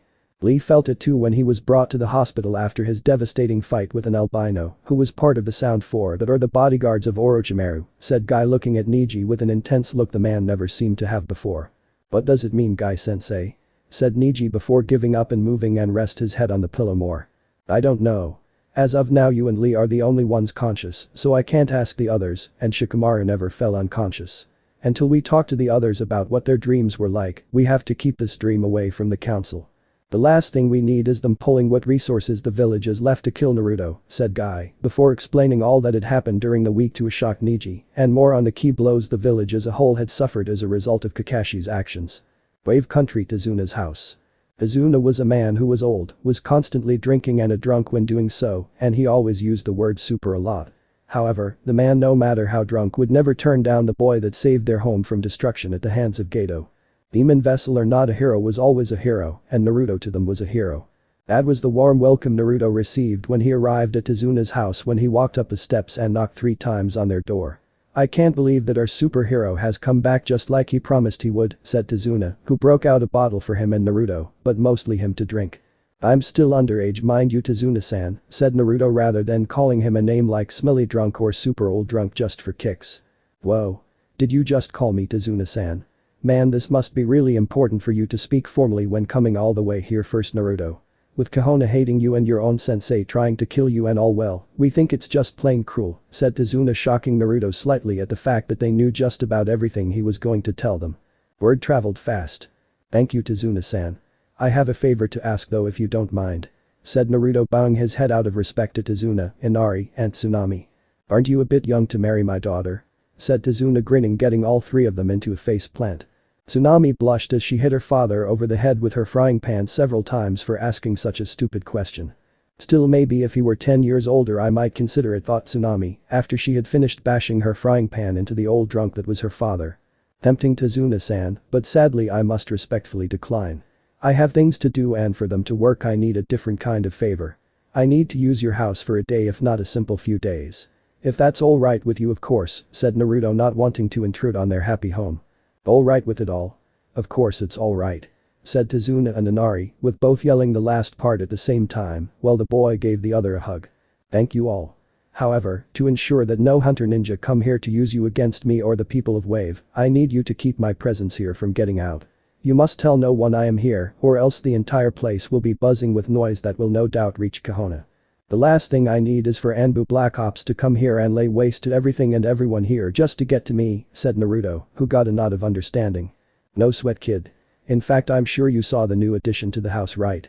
Well after your last visit with those other losers on your team, we realized there may come a time when we would call in the service of other ninja, so we had the new part added just for this sort of emergency. It's all yours if you want it. You could always take the couch, but," said Tizuna, only to be hit in the head with a frying pan again. "But I would hit you in the head just for making such a suggestion," said Tsunami, who moments later could help but laugh, followed by Inari, Tizuna, and then finally Naruto, who let out gentle laugh that they found different from his loud one. "Thank you again all of you. Should I get the chance I'll pay you back. I promise," said Naruto, bowing to them before going upstairs to rest for a little while and draw up plans for the new hunter ninja-like mask he wanted to make. Kahona really messed with him when living there. "Bunch of ingrates trying to do that to a kid who has done nothing wrong to them in the first place," said Tizuna when he was sure the boy was out of hearing range. "I still can't believe Kakashi would try to kill his own student. If such a grudge existed then why not simply put Naruto on a team that he could work well at? Like that Yuhi Kurenai woman I've heard about who helps out all of her students' problems," said a thoughtful looking Tsunami. "To keep the kid down is my guess. Think about it. With the Uchiha kid getting all the attention, the pink-haired one was doing jack squat and Naruto put as the middle guy or buffer zone of the group if you will. They did this to make up for the pink one's lack of strength and the Uchiha brat's arrogance to get into conflict. Whoever created that team must have been damn convincing to the third Hokage, seeing as how he or she wanted Naruto dead plain and simple," said Tizuna, taking a drink of the alcoholic liquid in the bottle. The family trio didn't know that Naruto was still lurking in the shadows, hearing the little conversation he had with his daughter and grandson. "I see you're glad that the conversation you had with them was not a show just to please you out of fear of me," said Zangetsu in Naruto's head, who nodded as he felt that this couldn't be his home away from home unless he was absolutely sure of it. "I trust them, it's just that I need to make sure that they trust me," said Naruto, reaching the room, which he saw was really big compared to the room he stayed in the last time he was in the house. The size of the addition on the outside did not do the place justice when compared to the inside of it all. "Understood. Have you decided to enter your mindscape and talk to the hilt of your soon-to-be sword?" said Zangetsu, now appearing in front of Naruto before spinning around to face his vessel. "Not today. After all that has happened this week it doesn't feel right and I think the hilt knows this as well since it's gone quiet at the moment," said Naruto, holding the hilt of the once fearsome blade of Mamachi's Abusa in his right hand, staring at it, wondering if he even deserved to wield it at all. "It senses things as you do. Tomorrow you will speak to your sword right after you get the plans for a fake hunter ninja mask put into production," said Zangetsu, walking over to the nearby window and staring out into the water. "I understand Zangetsu-sama, but where will I find a person to make the mask for me?" said Naruto, putting the hilt away before walking over to the demon fox. "Ask Tsunami or Inari tomorrow about it, since the place's economy boomed, I'm sure you will find a smith or two that will make them for you." So long as you are discreet and have the necessary finances to do so, said Zangetsu, revealing a bag of money he had secretly stolen from the super pervert at the Valley of the End. The fact a pervert doesn't even know his money is gone is a miracle in itself, thought Zangetsu, who couldn't help but smirk at the ironic twist he played on the man. Jiraiya spent all of Naruto's money when finding Tsunade, so they were going to spend all of his to find a smith with a forge attached to it. Back in Konoha, Jiraiya let out a powerful sneeze at the local bar to drink himself away from the hell he was in with the council constantly breathing down his neck. However, as it stood, he just so happened to aim his sneeze at the fearsome Mitarashi Anko, who for one, didn't like being sneezed on or her drink, and two, when the man opened his eyes, he got a rare free glimpse into her Twin Peaks, Upper Valley cleavage. So Mitarashi Anko did what she always does when someone tries to get something out of her for free: take it out on their hides. The toad hermit Jiraiya would be kept in the hospital for 2 weeks for snake bites, along with several more poison-filled bites to his lower regions. It was then, when he had to pay the medical bill and several lawsuits from several of the nurses for sexual harassment, that he realized his wallet had long been emptied out. Back in Wave. I'll make good use of it, said Naruto, taking the bag of money that once belonged to the super pervert and tucked it away at the moment since he wasn't going out at the moment. You better. You don't have that Gama wallet of yours to give you any further financial backing, and I can't simply make money out of thin air. Besides, after we are done here with the preparations for what we need, you will begin your training and travel where we can while getting stronger at the same time as you go. You may have to hire yourself off as an S-class missing ninja to get money for future expenditures, said Zangetsu, seeing as how they would have to be constantly on the move, since the great power that would be running through Naruto combined with his newly named sword would not and could not be fully contained. Thanks again, Zangetsu-sama. I think I'll sleep now, said Naruto, falling onto the large bed, and after putting his sword hilt on the nearby nightstand shortly fell asleep with the almighty presence of Zangetsu sitting in a chair next to the bed, patting the boy's hair like a father would a child. Naruto, you truly are an amazing kid. Do you even know why there was small lake of water on the ground in your mindscape? It's because when you are sad it rains in your head, signifying your unhappiness. When you're angry it thunders with lightning. When you have a rare happy day it's a clear blue sky above where the ceiling should be. Know this, Naruto, I will give you all the power you could ever want, just don't make it rain in that place anymore.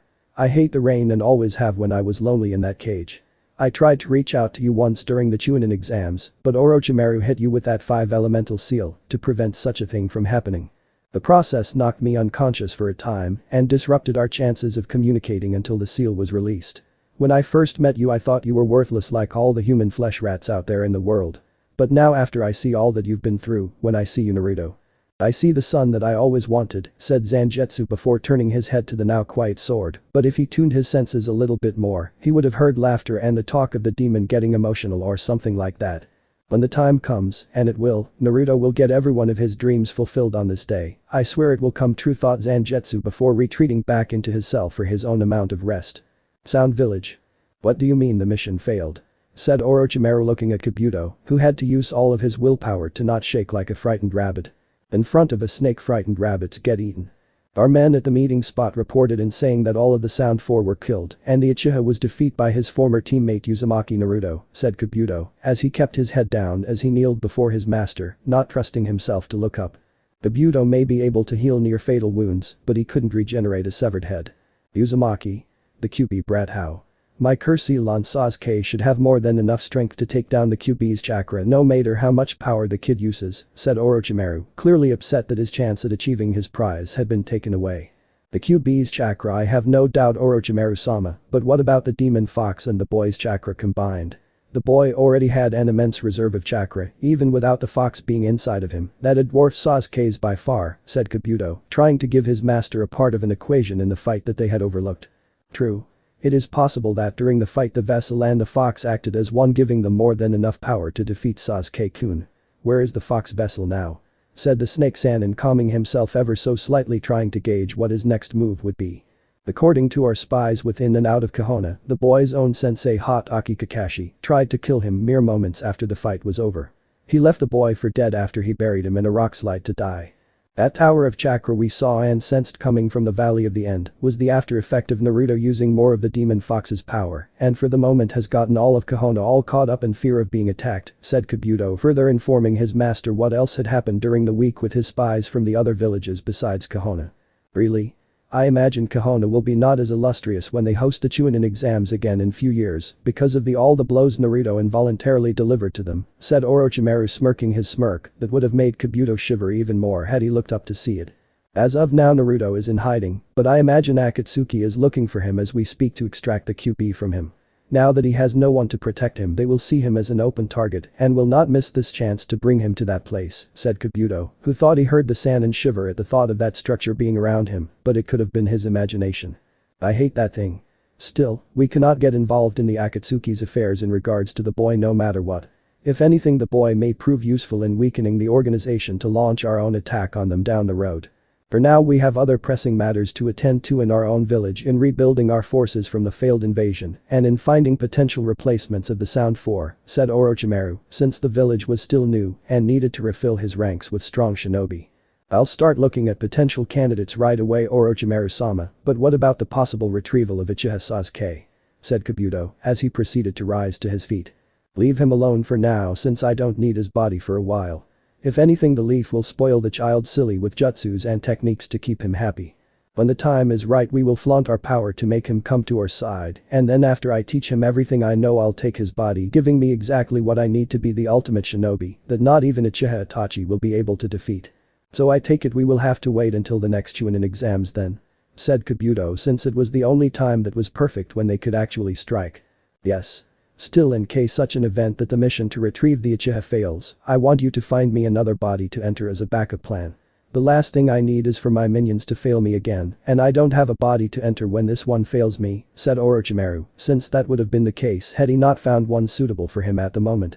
As I said, I will begin right away at looking at possible candidates, Orochimaru-sama, said Kabuto, walking away from his master to do his job set out by his master to do. Wave Country. Next day. Naruto awoke fully focused on what he wanted to do for this day as he got up from his bed, stretching his limbs out until he heard a popping sound in all the necessary places.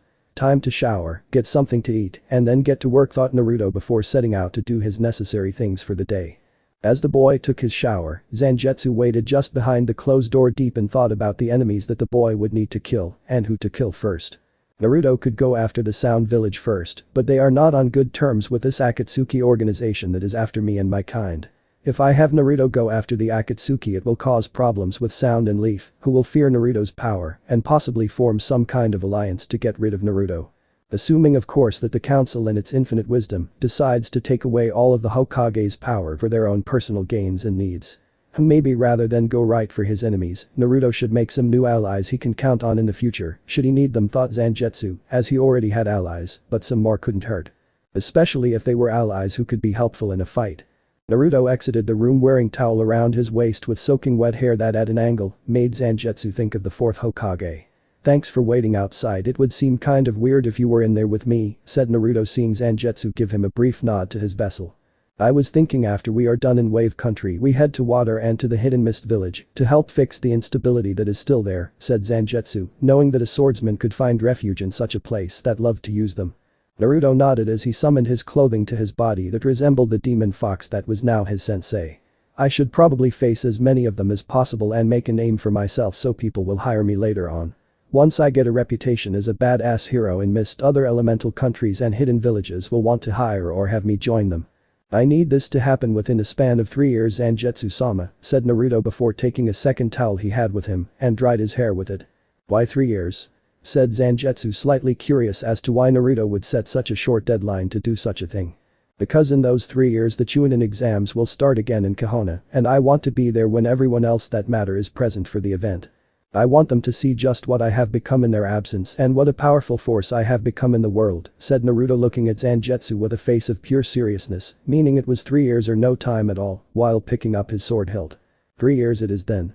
Now go downstairs and get something to eat while I wait outside on the roof. We have a very busy schedule ahead of us and you need to know your sword's name, said Zangetsu, who got a brief nod from Naruto before the boy headed down the flight of stairs. After Naruto came down he was greeted by the family he had come to call his own and he told them that he would be gone for most of the day, along with several more for sword training. At first, they were a little depressed, but when they were informed of Akatsuki and how they wanted to capture him for Zangetsu's power, they understood that when you are a 12-year-old boy being hunted by a notorious S-class missing ninja, you had to get strong fast.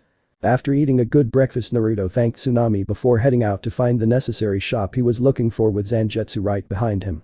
Fortunately, for Naruto, it was starting to rain, so that meant he could alter his trench coat to have hood-like when he entered Wave via the bridge. Zangetsu strangely enough didn't follow suit, though Naruto suspected it was a fox thing since they were more attuned to nature than man was. After about walking around the market for 30 minutes, the two had finally found what they were looking for from the intense smell of metal and ash from inside the shop that generated it. "Greetings, potential customer, how may I help you this day?" said the smith, hearing the bell on top of the bell ring as Naruto and Zangetsu entered. "I'm looking for an expert smith. I assume from the smoke and the smell of ash on your body you are one?" said Naruto, wanting to get to the heart of the matter. "Yes, sir. I run this place and also a master of the forge. Anything you want me to make, from weapons to masks, and I can make it. Just ask anyone in Wave Country," said the man, who moved some of the ash from his face and hair, revealing he was indeed older than Naruto and Zangetsu presumed due to the noticeable lines of gray hair. "I need a mask made. Not just any simple mask, but one made from the material hunter ninjas wear when they have to hunt for missing ninja," said Naruto, getting the man's undivided yet curious attention. "You want me to make you a hunter ninja type mask? That's a first for me, but given the proper time it can be done in a few days, if not a week tops. Any specific marking on it to strike fear in the hearts of your enemies while we're on the subject?" said the smith, who, despite knowing the shorter of the two was a child, couldn't help feel the seriousness that came flowing out of the two. "Actually, yes. It needs to look like a skull of sorts," said Zangetsu, deciding to put in his 2 cents into the matter since he wanted Naruto to be recognized by this mask when he became famous, or rather infamous if you will. "A skull?" said the man, raising an eyebrow at the request. "Yes. Though not a skull-like shape you find of a human skull. This mask needs to be of a demon fox-like skull, and it has to be realistic from teeth to ears and with red-shaped whisker marks on the sides along the cheek line. The 2 eye holes will be more circular, as if there were once eyes in the mask, and it must have the illusion," said Naruto, sensing where Zangetsu was going with the idea for the type of mask he wanted. "I see. Well, before I can get started I need to measure your face so I can make it, so if you could kindly remove your hood I can get started as soon as possible," said the man, taking out some measuring tape while Naruto removed his hood. Naruto did so, revealing himself to the man. Only surprisingly the man didn't react, though, considering all the business that was flowing to Wave Country since he had been here last. It occurred to Naruto that it was a distinct possibility that the man was not native to Wave Country like he originally suspected. "Okay, I have your measurements written down, and what name should I hold this under for you when it's finished?" said the shop owner, looking at the two expectantly. "Zangetsu. Put it under Zangetsu please," said Naruto, looking up at the fox, who nodded since no one knew the fox's true name, so no one would suspect it was Naruto that had made the order for such a thing. "Okay, I got that written down. Just come back in 3 days to see if it's done, and if it isn't, I'll give you an estimation on how much longer you need to wait," said the man, shaking both Naruto and Zangetsu's hands for doing business with him. "We'll be in touch," said Zangetsu, walking with Naruto out the door in what looked very mysterious, making the owner slightly giddy inside. He almost wanted to tell his buddies at the bar later that night. At an undisclosed location. "So the QB brat's on his own now, huh?" said Kisame, who stood next to Itachi and the other 9 members of Akatsuki. "That would appear so, Kisame. He was apparently betrayed by his sensei Hatake Kakashi and is no longer under the protection anyone connected to the Leaf. According to our spies within the Leaf, he was not as dead as his former sensei thought, commanded the QB's power with near mastery of it. He apparently killed an entire squad of Anbu and was able to knock away the Toad Hermit Jiraiya with a wave of its power," said the leader of the group, getting shocked attention from everyone. "It seems Naruto has finally decided to embrace his hatred," thought Itachi, knowing that the boy, no matter how hard he tried to be nice, couldn't hold back the hatred he felt in his heart forever. "What are you thinking in that head of yours, Itachi? I smell your brain burning," said a slightly being humorous Kisame, only to be silenced by a hard elbow to the ribs by his partner. "Itachi. Kisame. You two will find Naruto as you were supposed to and bring him before the rest of us so we can hold him until it's time to extract the QB's power from him," said the leader, getting a nod to said people, who then disappeared into the shadows. What if the boy has more power than was originally thought? What if he kills Itachi and Kisame? "There aren't many ninja that are at their level of power," said Sasori, knowing that trying to replace any member of Akatsuki was difficult depending on the previous member's strength in the organization. "Don't worry, Sasori, they will succeed. If they don't, then they will die," said the leader, making the others shiver as losing was not tolerated in Akatsuki. Wave Country, a wooded area. "Are you ready?" said Zangetsu, looking at his vessel as the boy stood standing about 10 feet away, holding the hilt of the sword in his hand. "Yes, Zangetsu-sama," said Naruto, knowing this couldn't be put off any longer. They had left the market district with ease and headed to an area not far from Tazuna's house, so should the Naruto ever become exhausted or unconscious due to this happening, Zangetsu could get him to the residential area to recover in moments. "Then go," said Zangetsu, watching his vessel close his eyes to head to his mindscape to find the spirit of this sword to speak its true name. Naruto's mindscape. Naruto had changed the decorum within his mind within the week he traveled to Wave Country after Zangetsu said it was too depressing. Naruto didn't disagree with the demon fox and changed it, so it would a large plain covered in grass with round like hill where a table and 2 chairs seated on opposite sides of the other. Now should Naruto decide to enter his mind to have a conversation whether simple or complex with his demon sensei, they could do it in a dignified fashion, with a cup of herbal tea on the side. Right now though it looked like the place was a battlefield with body after bloody body scattered all over the place with some of the dead not even looking human.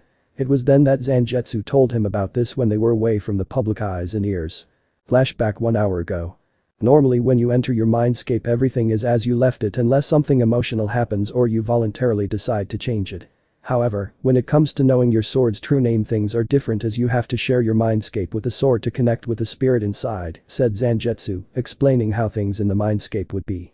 So basically it's like having 2 minds sharing the same body like it is with you and me, only you will be outside for this, so leaving us alone for me to handle this by myself, said Naruto getting a nod from Zangetsu, who was more than pleased that the boy caught on. Correct. In this moment the 2 of you share your mindscape as if he were I, but unlike before you will see that it is altered to match the persona of the sword itself, since you are technically the guest entering the mind to speak to him. Not the host.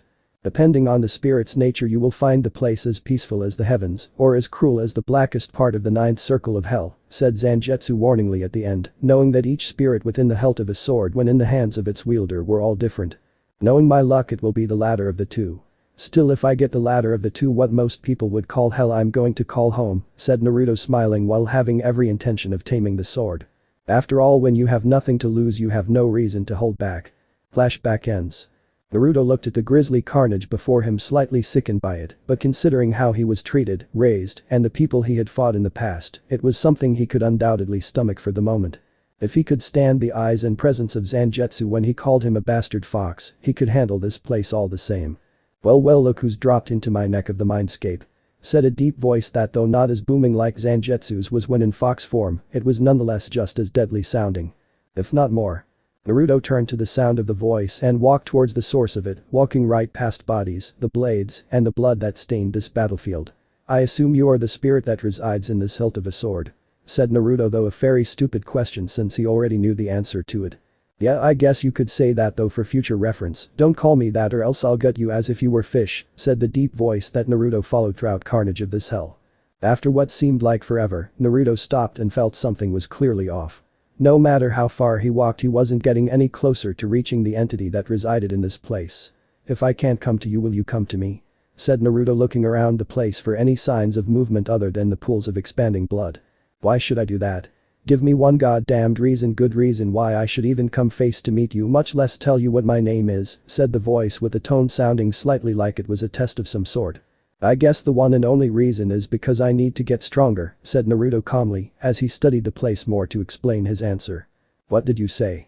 Said the deep voice and Naruto could tell he had hit some spot that could help or hurt him depending on his response. I said I need to get stronger. You are a lot like me so I think you and I can relate more than you think. These bodies and this battlefield represent you and your nature in regards to your personality as sword. This place tells me that you like to fight because you want to get stronger and you need someone who also needs to get stronger to help you do it. You call to me because out of everyone in the entire world, I am the only person who can possibly wield you to your fullest potential in fighting the strongest of opponents. Whether you decide to accept that answer enough to come out here to meet me and tell me your name is up to you. As of right now I don't give a damn what you think of my answer. That is my reason and I'm sticking to it, said Naruto waited as the silence of the place stayed for several more minutes than he thought it would. Must have struck a chord thought Naruto wondering what the spirit in the shadows was thinking at the moment in regards to his response.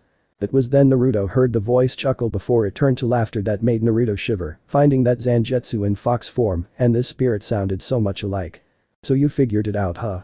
Not bad kid you are as observant as I thought you would be when I made this place as bloody as possible, said the dark voice, which now became a tall and big shadow in front of Naruto, before revealing himself and how he looked. Naruto's eyes widened at the figure in front of him as he wore a large blood red and black coat, though it looked like it had seen better days, black baggy pants, had a black eye patch on his right eye, a thin scar going down his left eye, and hair pointed back in every direction with bells on the tallest points on his hair. Did he mention the guy was huge, well-built, and had a sword in his right hand that was jagged on one side, but flat on another. This guy looks like he could pass for that Ibiki guy's father, or at the very least the big badass uncle of that family, thought Naruto, who saw the giant figure before him give a wicked smile that made Kisame from Akatsuki jealous.